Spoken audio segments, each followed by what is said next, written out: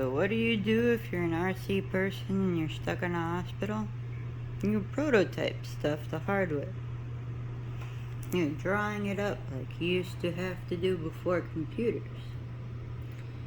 So that right there is something along the idea of what I'm going to use to hold the control arms to make a two-wheel drive Vortec. Front and rear, they have a single bar. I'm going to put the two together and use that to hold the control arms. I'll have to make a bottom and a top plate to replace the front plate on the chassis.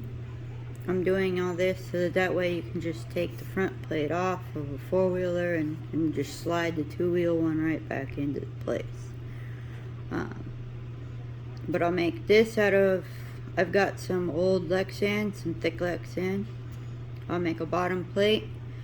Once I get home, I've got a light tray I can put this under and then this on top of. I'm going to cut it out kind of like a square so I can have some room to work with it. This is that front control arm mount. This one isn't to scale, obviously. This is actually taken directly, these two were taken directly off of that chassis plate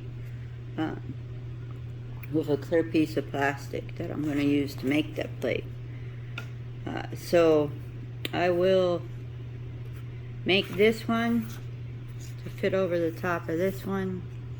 The two little holes in the center, those are the original control arm mounts. They're just little blocks on these cars. I'm not going to use them, but these are great to use to align the pieces of paper.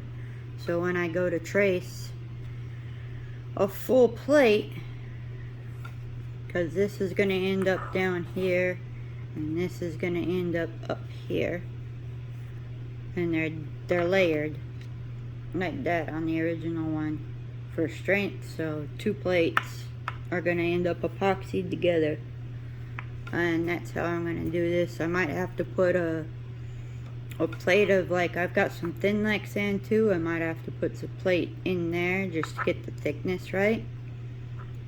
Once I do that, it'll be a matter of motor mount.